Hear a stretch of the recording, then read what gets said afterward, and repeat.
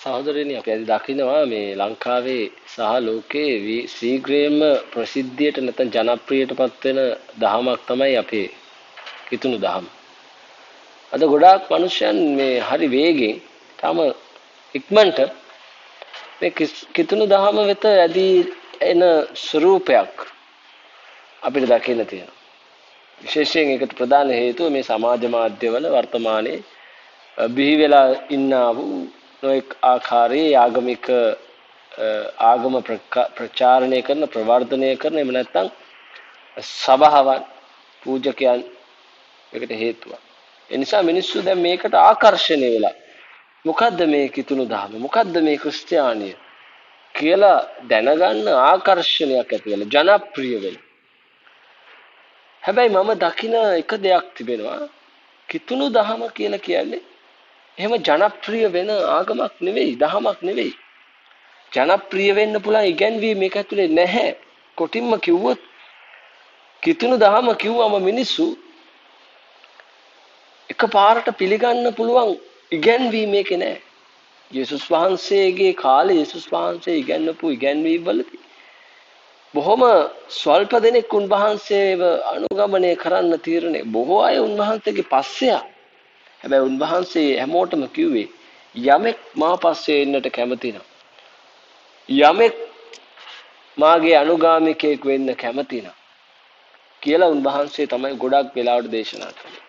ඒ උන්වහන්සේ දන්නවා බොහෝ අය යේසුස් කියන චරිතයට ආකර්ෂණය වුණා. ඒ හාස්කමට, ඒ උන්වහන්සේගේ බලයට, ඒ බලයේ ප්‍රකාශයන් වලට ආකර්ෂණය වුණාට ඒ ආකර්ෂණය තුල රැඳෙන්න පුළුවන්කමක් තිබ්බේ නැහැ බොහෝ අයට. ඇයි හේතුව තමයි එතුමාගේ ආකර්ෂණය වගේම තමයි එතුමාගේ ඉගැන්වීම වල තිබෙනා වූ ගැඹුරු ඉගැන්වීමේ තුල තිබුණා වූ බලය කියපු සමහර කාරණා මිනිස්යන්ට ලේසියෙන් එහෙම කරන්න පුළුවන් දේවල් නෙවෙයි. උන්වහන්සේ කිව්වා යමෙක් මා පස්සේ එන්නට කැමතිද ඔහු තමකම නසා දිනපතා තමාගේ කුරුසිය රැගෙන මාන්න. තවත් තැනක කිව්වා උන්වහන්සේ නුඹ මානුව එන්නට කැමති නම් තමා සන්තක සියල්ල විකුණා දිනෙදුන්ට දෙන්න. ගෝලයන්ට කිව්වා උඹේ වම් කම්බුලට ගැහුවොත් දකුණු කම්බුලත් හරවන්න. නුඹේ ණයට ගන්න කැමති කෙනාට දෙන්න. නුඹෙන් ඉල්ලන්නාට දෙන්න. ඊර්ෂ්‍යා කරන්න එපා, වෛර කරන්න එපා, ක්‍රෝධය එපා. ප්‍රමෝදේ වර්තමානයේ මේ ඉගැන්වීම් වලින් කී දෙනෙක් අපිට ආකර්ෂණය කරගන්න පුළුවන්ද ක්‍රිස්තුස් වහන්සේ වෙතට? පුළුවන්? මං හිතනවා බෑ. ඒ නිසා වර්තමානයේ යේසුස් වහන්සේ වෙතට ආකර්ෂණය කරගන්න පුළුවන් ක්‍රම තියෙනවා. දැන් අද ඒක තමයි පාවිච්චි වෙන්නේ. මොකද්ද? සුවය, හාස්කම්, එහෙම නැත්නම් පොහසත්කම්, දියුණුව. ඔබගේ ව්‍යාපාරය දියුණු වෙනවා. ඔබගේ පවුල ආශිර්වාදය ලබනවා. ඔබට හොඳට ඉගෙන ගන්න පුළුවන්. මේ වගේ දේවල් තමයි අද ක්‍රිස්තියානි දහම ජනප්‍රියත්වයට ගෙනි ගිහිල්ලා තියෙන්නේ. නමුත් යේසුස් වහන්සේගේ ජනප්‍රියත්වය නැත්නම් යේසුස් වහන්සේ උන්වහන්සේ වෙතට මිනිසුන්ව දිනා ගත්තට උන්වහන්සේ කියනවා මම මේ පොළවට එනකොට ඇදහිල්ල සම්භවේදෝ කියලා මට සැකයක් තිබෙනවා කියලා. ප්‍රමාන්තේනි ක්‍රිස්තියානි දහම තමයි නැත්නම් කිතුණුවන් තමයි මේ ලෝකේ අඩුවෙන්ම ඉන්නා වූ ජාතිය.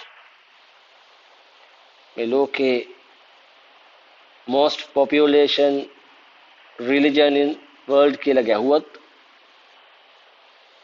ක්‍රිස්තියානිටි කියන එක 50%ට වඩා එනවා. ඒක සංඛ්‍යා ලේඛන. නමුත් ඒ සංඛ්‍යා ලේඛන ක්‍රිස්තුස් වහන්සේගේ සංඛ්‍යා ලේඛන නෙවෙයි. ස්වර්ගයේ සංඛ්‍යා ලේඛන නෙවෙයි. ඒක පොළොවේ මිනිසුන්ගේ සංඛ්‍යා ලේඛනය. මන්ද ක්‍රිස්තියානි මිනිසයා කියලා කියන්නේ ජනප්‍රියත්වයේ උදෙසා එන්නා වූ අය, ආශිර්වාදය දිහා බලාගෙන එන්නා වූ අය, පොහොසත්කම දිහා බලාගෙන එන අය, සුවය බලාගෙන එන අය නෙවෙයි. ක්‍රිස්තියානි යනු ක්‍රිස්තුස් වහන්සේ වගේ මිනිසයා. යේසුස් වහන්සේගේ ඔසවා ගැනීමෙන් පස්සේ ගෝලයන් ජෙරුසලම පුරා වීදිවල ගිහිල්ලා නොඑක් නගරවල ගිහිල්ලා දේශනා කළා, සුභාරංචිය ප්‍රකාශ කළා, ආස්කම් කළා. ඒ අතරතුර උන්ගේ ප්‍රධාන රාජකාරිය වුණේ දේශනා. පළමු දේශනා දෙකේ මිනිසයන් 3000 5000ක් ගැලවීම ලැබුවා. ආස්කම් කරලා නෙවෙයි, සුව කරලා නෙවෙයි, ශාස්ත්‍රීයත්වයේ උදෙසා නැත්තම් අපගේ ධනවත්කම උදෙසා දේශනා කරලා නෙවෙයි. දේශනාව තුලින් මනුෂ්‍යයන්ගේ හදවත වෙනස් වීම තුල පාපය තේරුම් ගැනීම. මේක තමයි යේසුස් වහන්සේගේ ඉගැන්වීමේ ප්‍රධාන වශයෙන් තිබුණේ. පසුතැවිලි වෙයල්ලා ස්වර්ග රාජ්‍ය ළඟව තිබේ. පසුතැවිලි වීමට මනුෂ්‍යයන්ව පෙළඹවීම තමයි ක්‍රිස්තුස් වහන්සේගේ දේශනාවල බහුතරයක් තිබුණේ. ඒ අතරතුරේ අවශ්‍ය මනුෂ්‍යයන්ව සුව කළා. සුව කරලා නැවත උන්ට කිව්වා පව් කරන්න එපා. මේක තමයි ඉගැන්වීම. ධනවතෙක් ආවොත් ඔහුට කිව්වේ ඔබ තව ධනවත් වෙනවා කියලා කිව්වේ නැහැ. තියෙන ධනය දිලිඳුන්ට දෙන්න කියලා කිව්වා. මට දෙන්න කිව්වේ නැහැ. මගේ සභාවට දෙන්න කියලා කිව්වේ නැහැ. නැත්තම් මගේ account එකට මගේ තිබෙන ෆන්ඩ් එකට දාන්න කියලා කිව්වේ නැහැ. දිලිඳුන්ට දෙන්න. දිලිඳුන් නුඹ සමග සිටිනවා. නුඹලා අතර නිතරම සිටිනවා. ඒ නිසා දිලිඳුන්ට දුන්නොත් ඒක මට දුන්නා වගේ. හැබැයි අද බහුතරයක් මිනිස්යන් දේශනා කරන්නේ මට දෙන්න, සභාවට දෙන්න, මම ගිහිල්ලා දිලිඳුන්ට දෙන්න. ඕගොල්ලෝ මට දෙන්න, ඕගොල්ලෝ සභාවට වපුරන්න, සභාව අරගෙන ගිහිල්ලා දිලිඳුන්ට දෙන්න. ඔබ ඩිරෙක්ට් ගිහිල්ලා දිලිඳුන්ට දෙන්න අවශ්‍ය නැහැ. ඒක සභාවට දුන්නොත් ඒක අපි ගිහින් දෙන්නම්. ඊට පස්සේ අපේ නම තමයි යන්නේ. ඒ නිසා ජනප්‍රියත්වයේ කරා දුවන ආගමක් පවතින්නේ නැහැ. ජනප්‍රියත්වයට ගෙන යන දහම වැඩි කල පවතින්නේ නැහැ. යේසුස් වහන්සේ ආවේ මේ ලෝකේ කිතුණු දහම ජනප්‍රිය කරලා මේ ලෝකේ ඉන්න බැඩිම සෙනගක් ක්‍රිස්තියානි ආගම අදහනවා කියලා ප්‍රකාශ කරන්න උන්වහන්සේ මේ ලෝකෙට ආවේ නැහැ. උන්වහන්සේට කිව්වේ උන්වහන්සේගේ දෙදෙනෙක් මාගේ නාමයෙන් රැස් වෙනවාද යති මම එතන ඉන්නවා. දෙන්නෙක් තුන් දෙනෙක් මගේ නමෙන් ඉන්නවාද මම එතන ඉන්නවා. උන්වහන්සේට අවශ්‍ය වෙන්නේ සැබෑ ක්‍රිස්තියානි කාර්යය. ක්‍රිස්තියානි කාර්යය කියන්නේ ඒ ක්‍රිස්තුස් වහන්සේ වගේ ජීවත් වෙන්නා වූ සෙනඟක්. වගේ මිනිසෙක්. මොකද්ද උන්වහන්සේ ජීවත් වුණා වගේ ජීවත් වෙනවා කියලා කියන්නේ? උන්වහන්සේ කිව්වා මනුෂ්‍ය පුත්‍රයාට ඔළුව තියන්න තැනක් නැහැ. නමුත් සේවය තුළ උන්වහන්සේ හැමතැනම ගියා. උන්වහන්සේ දිනෙදා අවශ්‍යතාවයන් වලට උන්වහන්සේ වැඩ කළා. උන්වහන්සේ ජනප්‍රිය පුද්ගලයන් හොයාගෙන ගිහිල්ලා ඒගොල්ලෝ ළඟට ගිහිල්ලා උන්වහන්සේ එතන දේශනා කළේ නැහැ. උන්වහන්සේ නිතරම ගියේ දුගී අන්ත දුප්පත් මිනිසයන් ඉන්න තැන් වලට ගිහිල්ලා ඔවුන්ට දේශනා කළා. ඔවුන්ව සුවපත් කළා.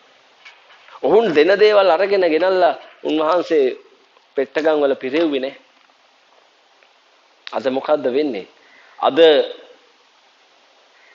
සුභාරංචි රැස්වීම් තියන්නේ කිසි කෙනෙක්ට එන්න පුළුවන් තැන්වල නෙවෙයි. තරු පහේ හෝටල් වල. ලොකු ව්‍යාපාරික ස්ථානවල වල. පූජකයා ළඟට, දේශකයා ළඟට ලං වෙන්න බෑ. වටේටම ඉන්නවා ගාඩ්ස්ලා. ඔවුන්ගෙන් අවසර ගන්න නැතුව යන්න බෑ. පූජකයා ළඟට යන්න බෑ කලින් අපොයින්ට්මන්ට් එකක් දාන්න නැතුව. දුරකථනයෙන් හරි නැත්නම් ලියුම් එකකින් හරි කෙටි පණිවිඩයකින් හරි දවස් දෙක තුනකට කලින් රික්වෙස්ට් කරන්න ඕන මට අද ඔයාව හම්බ වෙන්න ඕනේ කියලා.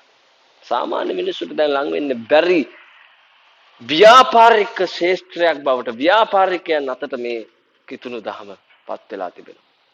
අද හරි කනගාටුයි. අද සුභාරංචිය මුදලට විකිනෙන්න පටන් අරගෙන තිබෙනවා. යේසුස් වහන්සේට අවශ්‍ය වෙන්නේ ජනප්‍රිය දහමක්. මේ ලංකාව ඇතුලේ ජනප්‍රියම ආගම මොකද්ද කියලා වුත් ක්‍රිස්තියානි ආගම කියලා කියව ගන්නවට මිනිස්සු කැමති වුණාට යේසුස් වහන්සේ කැමති නැහැ. අද යේසුස් වහන්සේ කියන නම මුළු ලංකාවෙම ප්‍රකාශ වෙලා තිබෙනවා. මම දන්නවා මුළු ලංකාවෙම ඉන්න සියලු මිනිසයන් යේසුස් ක්‍රිස්තුස් කියන්නේ කවුද කියන එක දන්නවා. හැබැයි සුභාරංචිය කියන්නේ මොකද්ද කියලා දන්නේ නැහැ. ගැලවීම කියලා කියන්නේ මොකක්ද දන්නේ නැහැ. අනේ මගේ පාපයට මම සමාව අරගන්නේ කොහොමද? මම පසුතැවිලි වෙලා සදාකාල ජීවනයේ උරුම කරගන්නේ කියලා කියන්නේ කොහොමද කියන එක දන්නේ නැහැ. හැබැයි යේසුස් වහන්සේව දන්නවා. ප්‍රේමවන්තනි, යේසුස් වහන්සේව දන්න මනුස්සයාට ගැලවීම ගැන දන්නේ නැහැ කියලා කියන්නේ ඒකේ වරද කාගේද? යේසුස් වහන්සේ ගැන දන්න මනුස්සයාට පසුතැවිලි වෙන්න දන්නේ නැහැ කියලා කියන්නේ ඒකේ වරද කාගේද? යේසුස් වහන්සේව දන්නවා. හැබැයි යේසුස් වහන්සේ සුව කරනවා කියලා දන්නවා. යේසුස් වහන්සේ ගාව හාස්කම තියනවා කියලා දන්නවා. හැබැයි යේසුස් වහන්සේ ගාව පාපයට සමාව සදාකාල ජීවනයේ තියනවා කියලා දන්නේ නැහැ. වරද කාගේද? ඒ නිසා ඔබත් මමත් සේවය කරන්නේ ජනප්‍රිය වෙන්නද? ඔබත් මමත් සේවය කරන්නේ මේ දහම ජනප්‍රියත්වයට ගෙනියන්නද? ඔබගේත් මගේත් සභාව සෙනඟගෙන් පුරවන්නද? මගේ පල්ලිය මගේ සභාවේ නම ජනප්‍රියම සභාව බවට මේ ලංකාවේ පත් කරන්නද? ප්‍රේමවන්තයනි, අවශ්‍ය නැහැ. යේසුස් වහන්සේට අවශ්‍ය වෙන්නේ ජනප්‍රිය වෙන්න නෙවෙයි. අද ලෝකේ බොහෝ රටවල් තිබෙනවා. නයිජීරියාව, මාලදිවයින, ඒ වගේම මැද පෙරදිග තියෙන බොහෝ රටවල් වල යේසුස් වහන්සේව රහසින් අදහන මිනිස්සුන් ඉන්නවා. ඒ අතර කවුරුත් ජනප්‍රිය වෙලා නැහැ. ජනප්‍රිය දේශකයෝ නැහැ. මිෂනාරිවරු ගිහිල්ලා ඒ රටවල් වල රහසින් සුභාරංචිය කියලා රහසින් ගෙවල් වල එකතු වෙලා රහසින් යාඥා ගෘහ රැස්වීම පවත්වලා රහසින් යේසුස් වහන්සේගේ සෙනග ඉන්නවා. ජනප්‍රිය නැහැ. හැබැයි සුභාරංචිය යනවා. අපේ ලංකාවේ ජනප්‍රියයි, සුභාරංචිය නැහැ. හිතලා බලන්න. ඔබත් මමත් කරන සේවය මොකද්ද? ජනප්‍රියත්වයටද ඔබත් මමත් දුවන්නේ? ප්‍රසිද්ධියටද දුවන්නේ? මුදලටද දුවන්නේ? මොකද්ද ඔබගේත් මගේත් සේවයේ ආකල්පය?